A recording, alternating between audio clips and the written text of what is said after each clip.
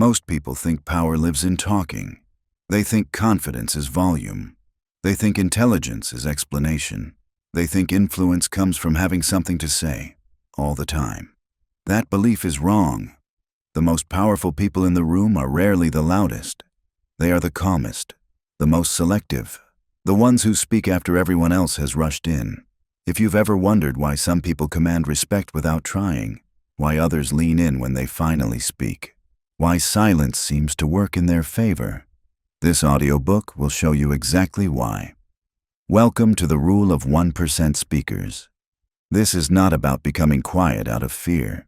It's not about shrinking yourself. And it's not about staying silent when your voice matters. This is about precision, about learning why top thinkers don't explain, they decide. Why the 1% don't compete in conversations, why smart people don't rush to speak. In this audiobook, you'll learn how to stop leaking power through unnecessary words, how to listen in a way that gives you leverage, how to speak less, and be taken more seriously, how to move through conversations without proving, defending, or oversharing. Because here's the truth no one tells you. The more you talk, the more you reveal uncertainty. The more you pause, the more you signal control. Most people talk because silence makes them uncomfortable. Silence feels like vulnerability, like weakness, like they're losing ground. So they fill it with explanations, with justifications, with opinions no one asked for. And every extra word reduces their authority. The 1% understand something different. Silence is not emptiness. Silence is positioning. It creates gravity. It slows the room down. It shifts attention toward you without effort. When you speak less, people listen harder. When you don't rush, others reveal more. When you don't explain, your decisions stand on their own. This audiobook is a recalibration, a return to deliberate communication, to restraint, to quiet confidence. We'll break down why talking less instantly raises your perceived intelligence, how silence exposes truth faster than questions, why explaining weakens authority, how to control conversations without dominating them, the psychology behind why fewer words carry more weight, how to speak only when it changes the outcome. This is not theory. This is social mechanics. Because conversations are not just exchanges of words. They are exchanges of status, control, and attention.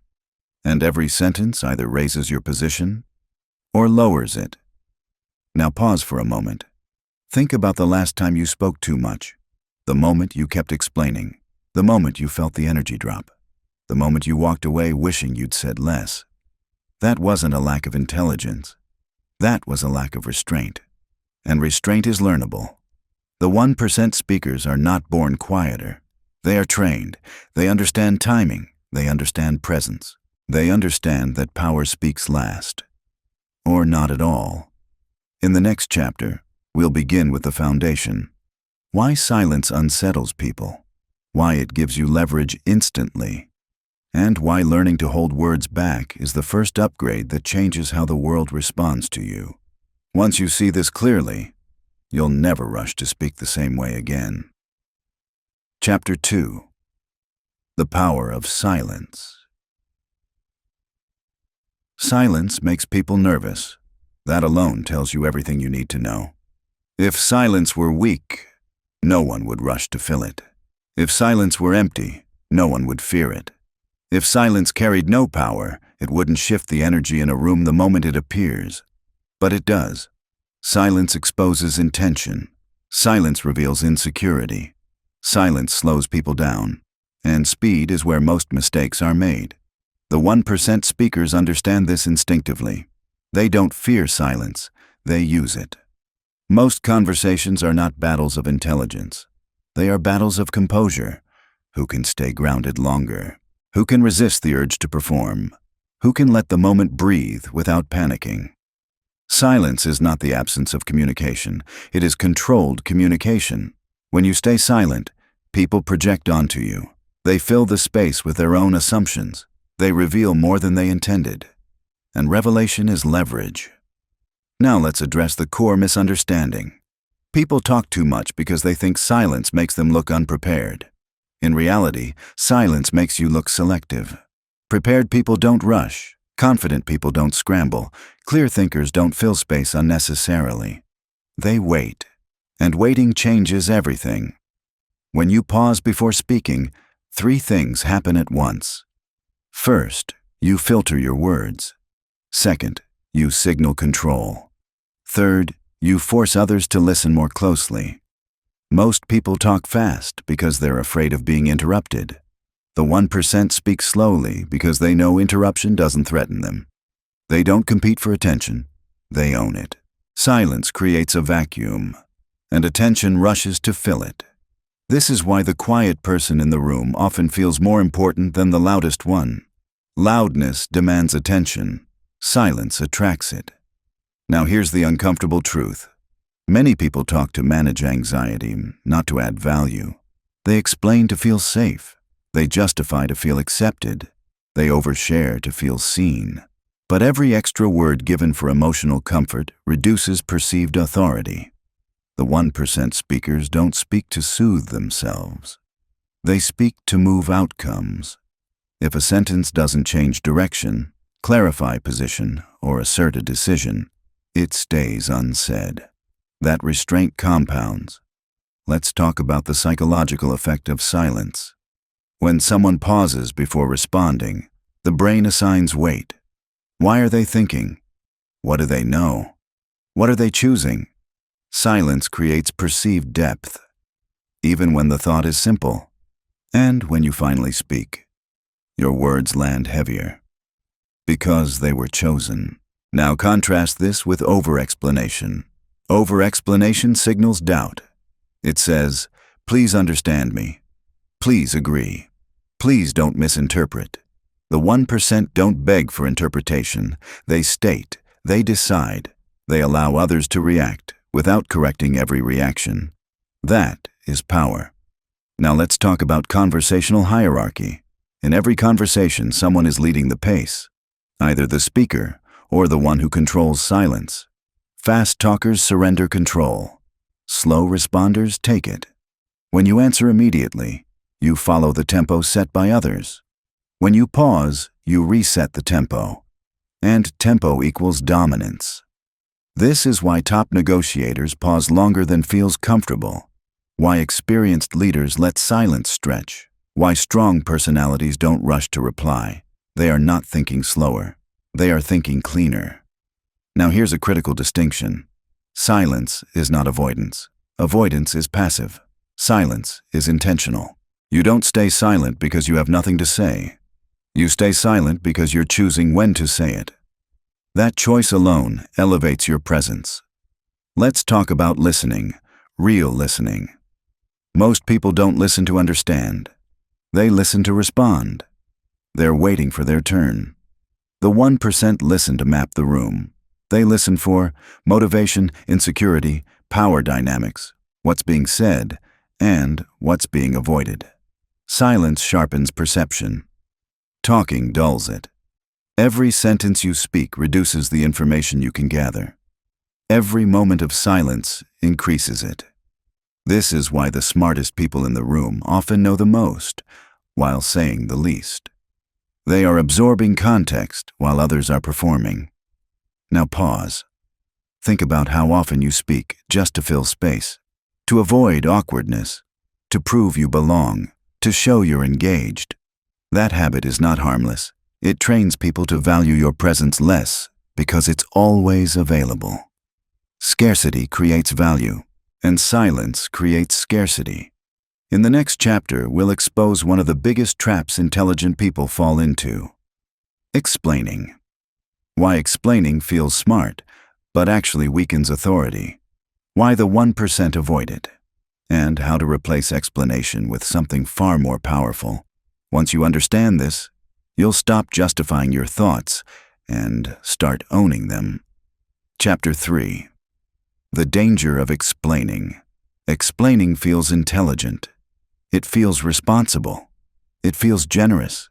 It feels like you're being clear, but most of the time, explaining is not clarity. It's insecurity in disguise. People explain when they feel misunderstood. They explain when they fear judgment. They explain when they don't fully trust the strength of their own position. And every extra explanation quietly weakens authority. The 1% speakers understand this instinctively. They don't rush to explain because they don't rush to convince. They know something most people don't. The moment you start explaining, you shift from authority to defense. Defense is reactive. Authority is declarative. And conversations are always deciding which one you're operating from. Let's be very clear. Explaining is not always wrong. But unnecessary explanation is costly. It signals doubt about your own stance. It invites debate where none was required. It gives others material to challenge, dissect, or misunderstand. The more you explain, the more surface area you expose. And surface area creates vulnerability. The 1% speakers minimize surface area. They speak in clean edges, short sentences, clear positions, decisions without apology. They don't soften statements with excess context unless it adds leverage, because explanation changes the power dynamic. Now here's the uncomfortable truth. Most people explain because they want approval. They want to be liked. They want to be seen as reasonable. They want to avoid friction. So they add caveats. They say, I might be wrong, but just to clarify, what I mean is, and in doing so, they surrender strength. The 1% do not preemptively weaken their words. They let them stand. If clarification is needed, they provide it after, not as a hedge. That difference matters. Now let's talk about why explaining backfires psychologically. When you explain too much, the listener's brain stops processing content and starts analyzing motive. Why are they trying so hard? Why are they justifying this? Are they unsure? That shift is subtle, but devastating. You lose perceived confidence even if your logic is sound. Clear thinkers understand that confidence is not proven through volume. It's proven through restraint. Now let's talk about decisions. Top performers don't explain decisions. They announce them. They don't say, after considering many factors and weighing multiple perspectives. They say, this is the decision. And then they move. Explanations can come later, if needed. But decisions are not negotiated through over-verbalization. The more you explain a decision, the more you invite disagreement. The 1% know when a decision requires buy-in and when it requires clarity. Most situations require clarity. Now here's the rule. If you are in a position of responsibility, explanation weakens direction. People don't follow explanations. They follow certainty. That doesn't mean arrogance. It means decisiveness. Now let's talk about conversations. Have you noticed how some people talk endlessly, yet say nothing memorable?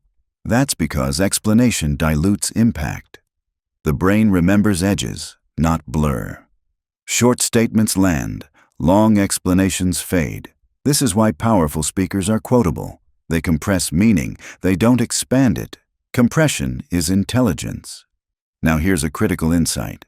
Explaining is often a form of self-interruption.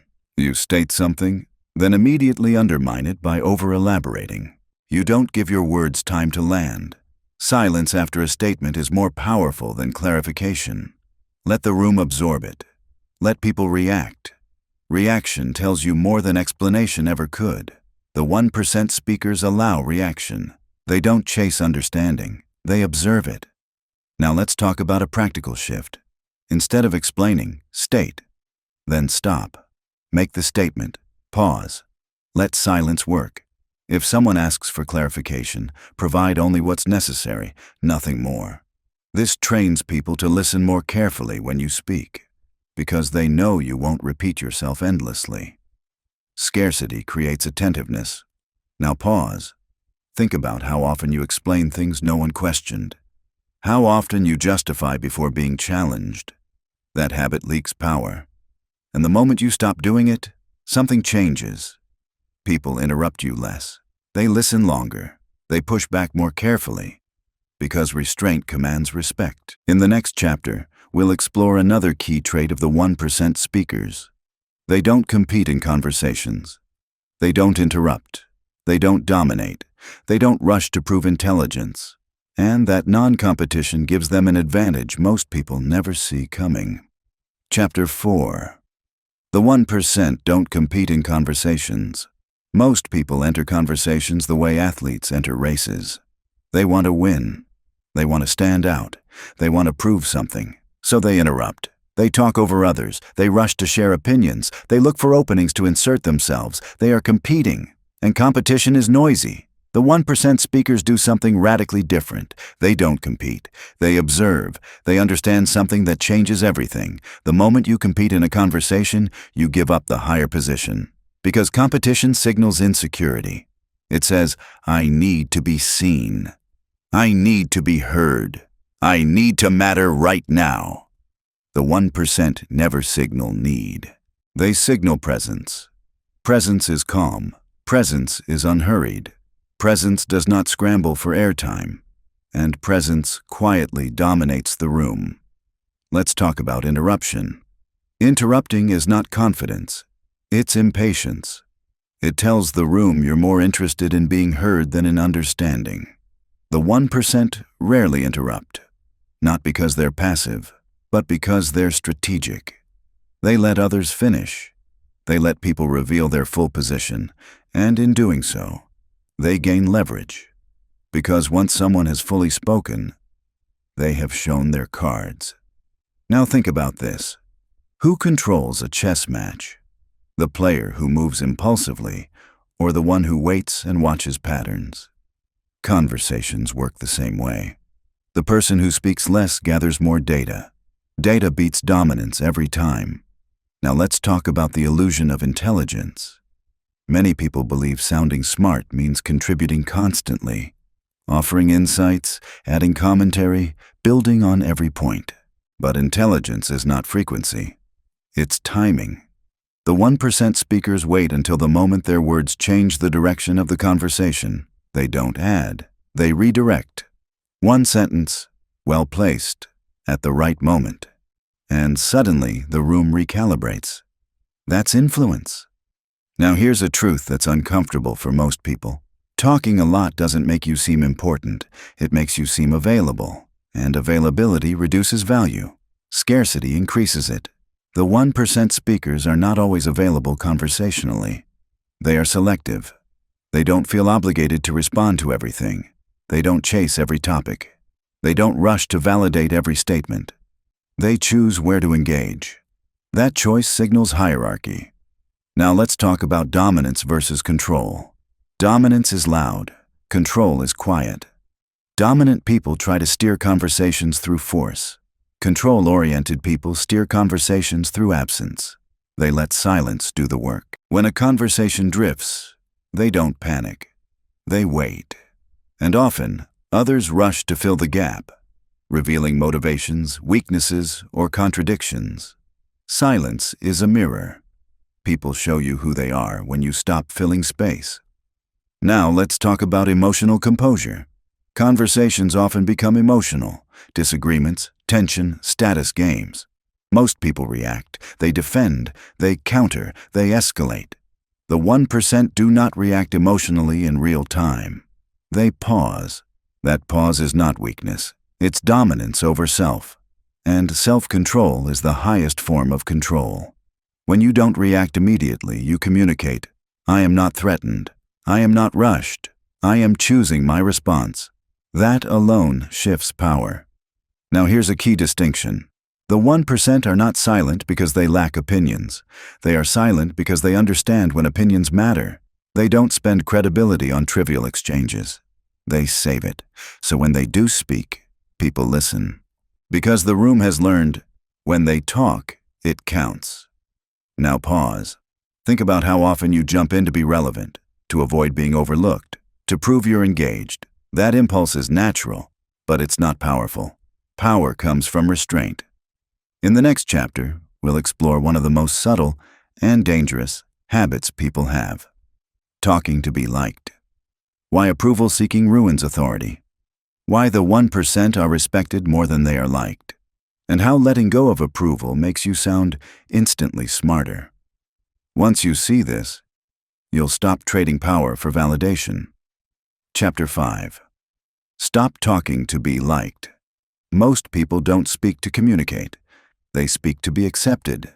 They soften their words. They over-explain their intentions. They add disclaimers, humor, self-deprecation, not because it adds clarity, but because it reduces the risk of rejection.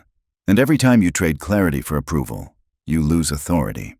The 1% speakers understand a hard truth early. Being liked is fragile. Being respected is stable. When you talk to be liked, your words bend. When you talk to be respected, your words stand. Respect doesn't come from pleasing. It comes from position.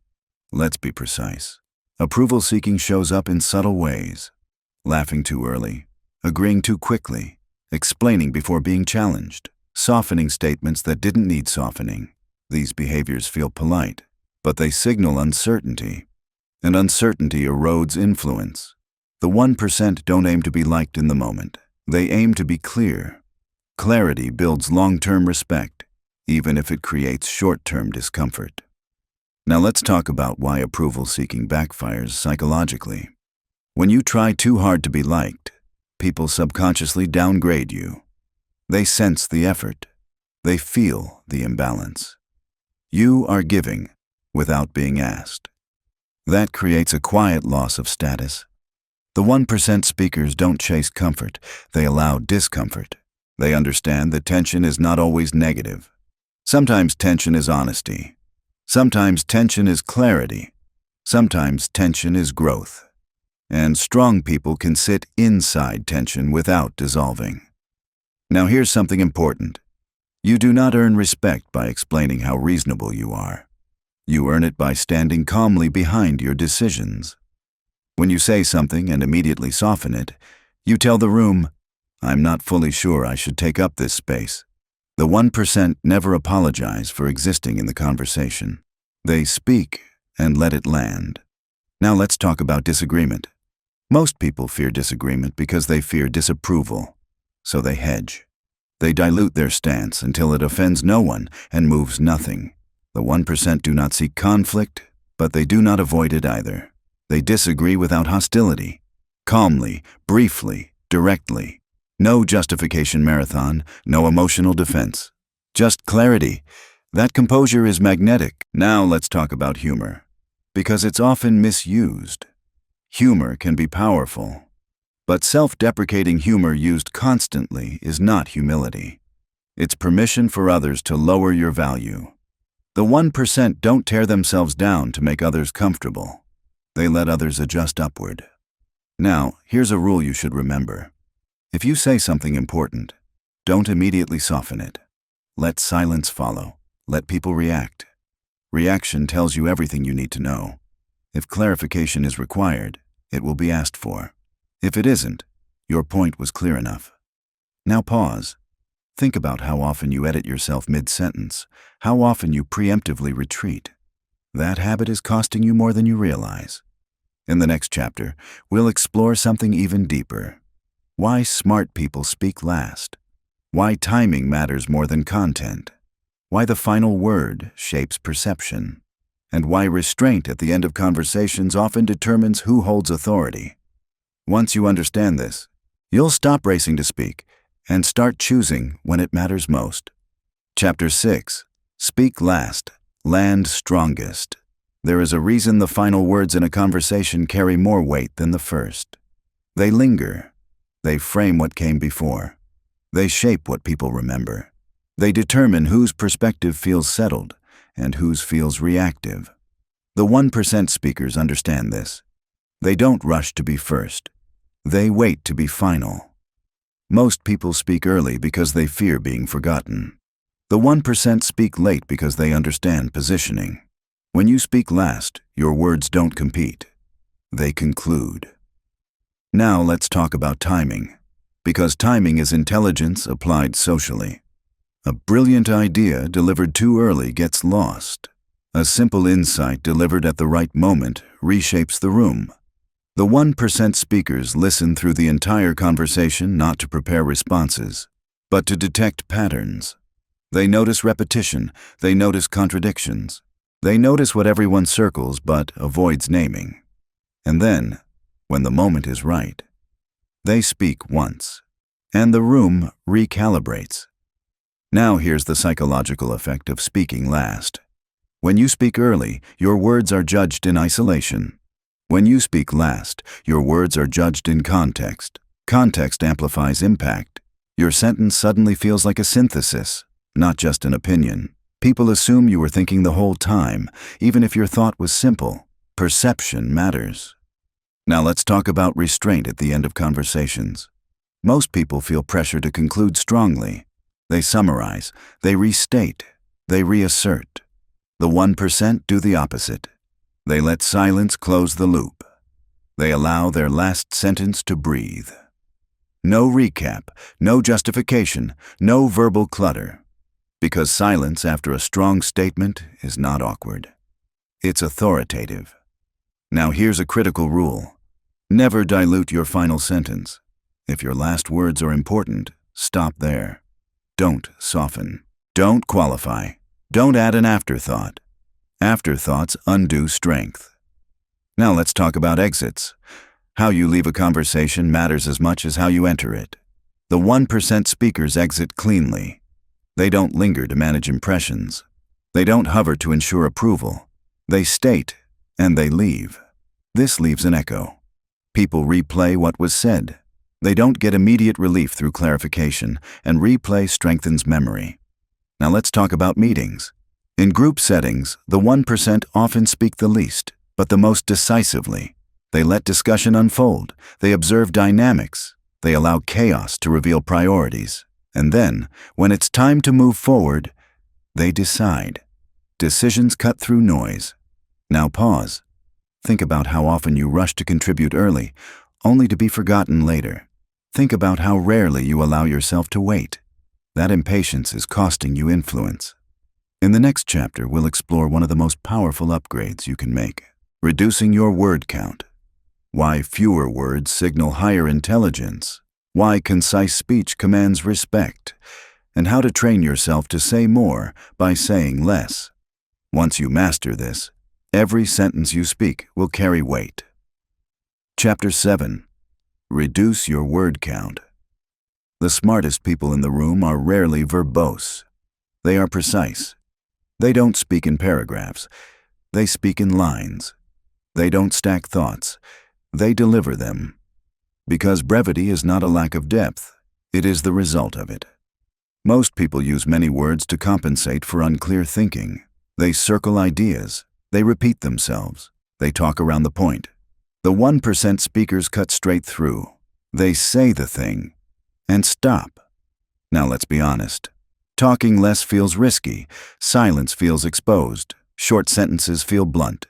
Concise statements feel like they might be misunderstood. So people add padding, extra context, extra examples, extra reassurance, and in doing so, they bury the message. The 1% do the opposite. They trust the listener. They trust the intelligence in the room. They don't babysit understanding. They deliver the idea cleanly and allow others to meet it.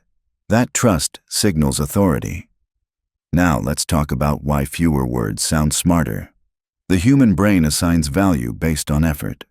When someone compresses complex ideas into simple language, the brain assumes mastery. It thinks, they've thought this through. They know what matters. They're not confused. Concise speech suggests clarity. Long-winded speech suggests searching. Now here's an important distinction. Being concise does not mean being cold. It means being intentional. You are not withholding information. You are prioritizing it. Now let's talk about filler.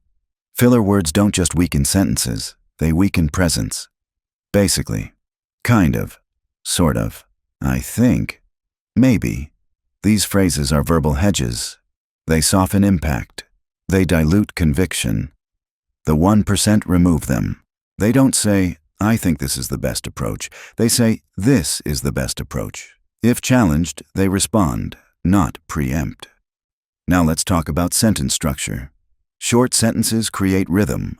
Rhythm creates authority. Notice how strong statements land. We move forward. That doesn't align. This ends here. No explanation, no apology. The power is in the stop. Now let's talk about pauses. Pauses are punctuation. They replace unnecessary words. Instead of filling silence, the 1% let pauses carry meaning. A pause after a sentence says, "I meant that." It gives weight. Now let's talk about training brevity. Before you speak, ask yourself, what is the one sentence that matters? Not the story, not the background, not the justification. The sentence. Say that and stop.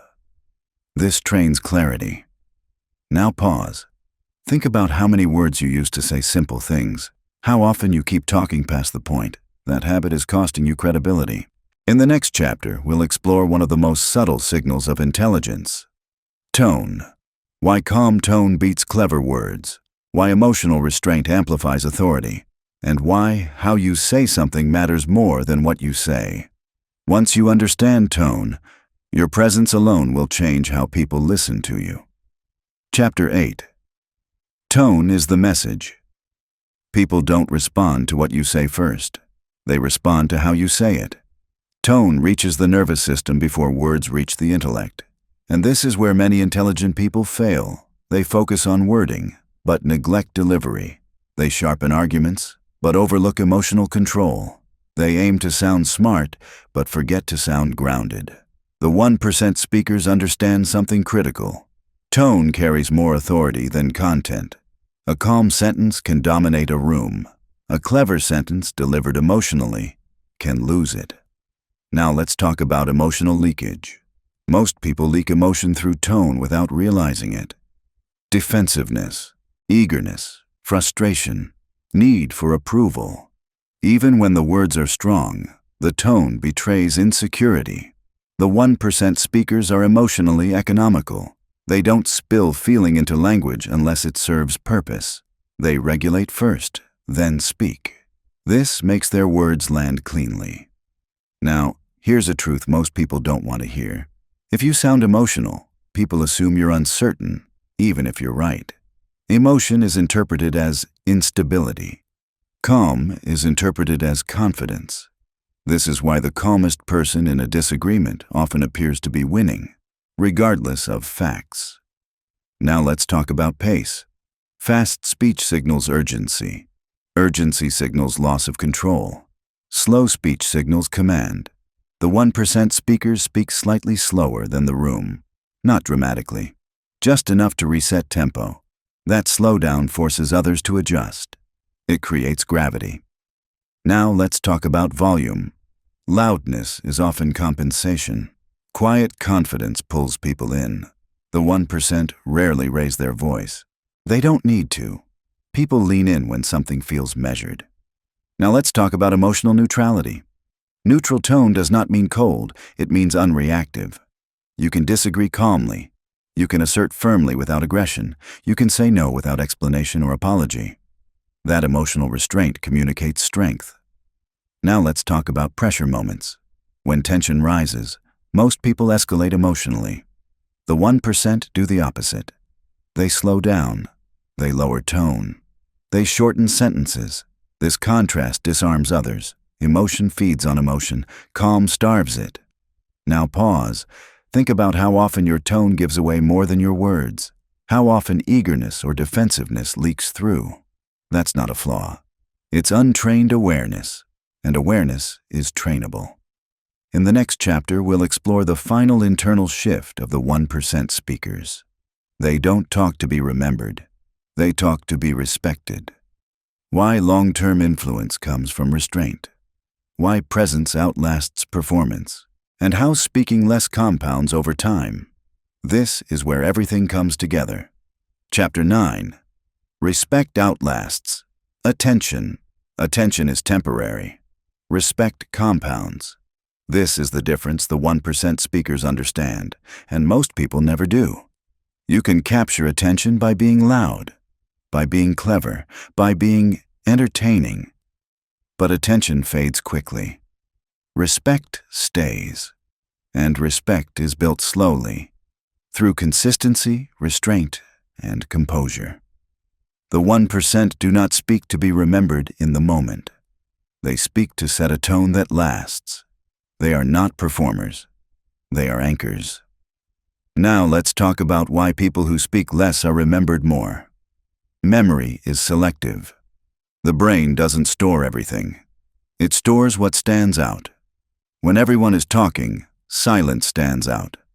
When everyone is explaining, brevity stands out. When everyone is emotional, calm stands out.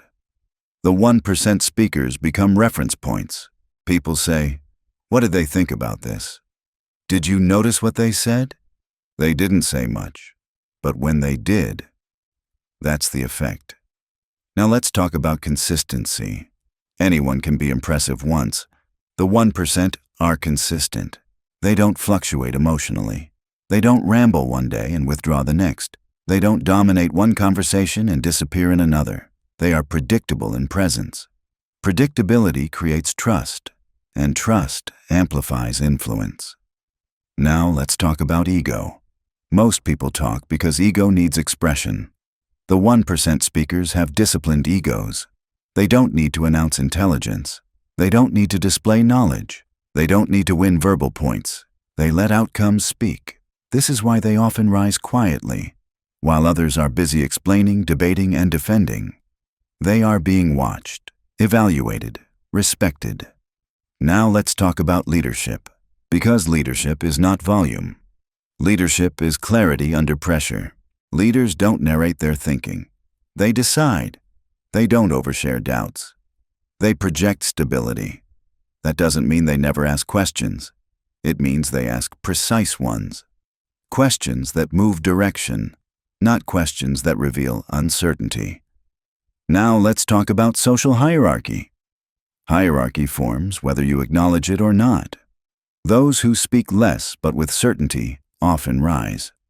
Those who speak constantly often plateau, because contribution is measured by impact, not airtime. The 1% speakers understand the long game. They don't chase immediate validation. They let credibility build quietly. Now pause. Think about the people you respect most, not the loudest, not the most talkative. The calm ones, the deliberate ones, the ones whose words feel final. That's not accidental. That's trained restraint. In the next chapter, we'll move toward integration. How to live as a 1% speaker without becoming distant or cold. How to balance warmth with authority. How to use silence not as a wall, but as a foundation. This is where everything locks into place. Chapter 10. Warmth without weakness. There is a myth that speaking less makes you cold. That silence creates distance. That restraint feels arrogant. That authority requires emotional detachment. That myth is wrong. The 1% speakers are not distant. They are grounded. And grounded people don't need to prove warmth. It's felt. Warmth does not come from talking more. It comes from presence, from listening without waiting to speak, from responding instead of reacting, from being fully there, without performance. The mistake most people make is confusing verbosity with connection. They think connection requires explanation, that understanding requires disclosure, that warmth requires constant affirmation. But true warmth is calm attentiveness. It's eye contact, it's patience, it's timing.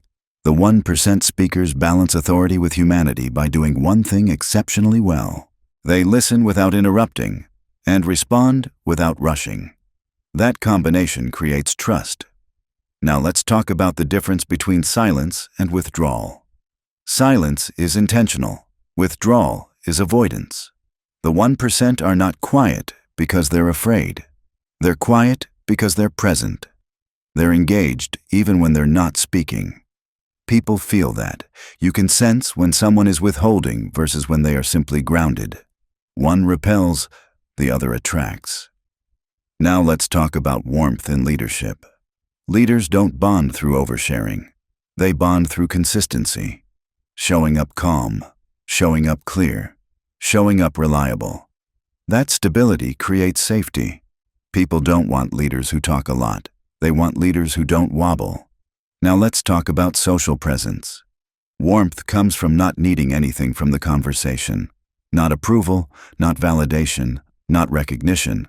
The moment you stop needing something, your presence relaxes. And relaxed presence feels warm. Now let's talk about empathy. Empathy is not agreement. Empathy is understanding without surrendering position. The 1% speakers acknowledge emotion without being consumed by it. I understand. I hear you. That makes sense. Then they pause. They don't rush to fix. They don't rush to explain. They let people feel heard. That's warmth. Now let's talk about boundaries. Warmth without boundaries becomes weakness. The 1% speakers are warm, but firm. They don't over-accommodate. They don't over-justify. They don't over-give. They say no calmly. They say yes deliberately, and that consistency earns respect. Now pause. Notice how different this feels from trying to be good with words. You're not performing. You're being. That's the shift. In the final chapter, we'll close this audiobook the right way, with consolidation, with a final code, not of speech, but of presence. Because speaking less is not the goal. Being unshakable when you do speak is. Chapter 10. The Code of the 1% Speaker. There is a moment when speaking less stops being a technique and becomes a code. A way you move through rooms, a way you carry yourself in conversations, a way you signal who you are without announcing it. This is where everything you've learned so far hardens into identity. Because the 1% speakers don't remember rules, they become the rule. They don't ask themselves, should I say something here? They ask quietly, would speaking improve this moment or weaken my position? And most of the time, silence wins. Not because silence is safe, but because silence is clean. Now listen carefully. The real power of speaking less is not that others talk more. It's that you stop leaking energy. Every unnecessary sentence drains you. Every explanation costs you. Every reactive comment leaves residue. The 1% conserve. They conserve words. They conserve emotion. They conserve presence. And conservation creates weight. When you don't spend words casually, each one becomes expensive. People feel that. They sense it. Now let's talk about the internal shift. At first, speaking less feels unnatural. You want to jump in. You want to clarify. You want to correct. But over time, something changes. You stop reacting automatically. You stop chasing conversational momentum. You begin to choose. And choice is where authority lives. The 1% speakers are not faster thinkers. They are slower responders. They let moments pass. They let others expose their thinking. They let emotions rise and fall without attaching to them. This gives them altitude. From altitude, everything looks simpler. Now let's talk about something subtle. When you speak less, people start projecting onto you. They assume intelligence. They assume confidence. They assume depth. Not because you said something brilliant, but because you didn't say something unnecessary. Human beings fill silence with assumption, and assumption often works in your favor when you are composed. This is why the calm person in the room often becomes the authority, without trying. Now here is the most important realization. You do not need to control conversations. You need to control yourself inside them. Once you do that, the room adjusts automatically. People slow down. People listen more carefully. People stop testing boundaries, because restraint signals strength. Now think about the opposite. People who speak constantly are easy to predict. They react immediately. They explain reflexively. They give themselves away. There is no mystery, no gravity, no pause. The 1% are unpredictable, not because they are erratic, but because they are selective. You never know when they'll speak, but when they do, it matters. Now let's talk about legacy. Not fame, not popularity. Legacy in everyday life. Who people trust in a crisis. Who they look to when decisions must be made. Who they remember when the noise fades. Those people are rarely the most talkative. They are the most measured. They don't impress. They settle the room. Now pause. Imagine yourself 6 months from now. Same intelligence, same experience, but fewer words.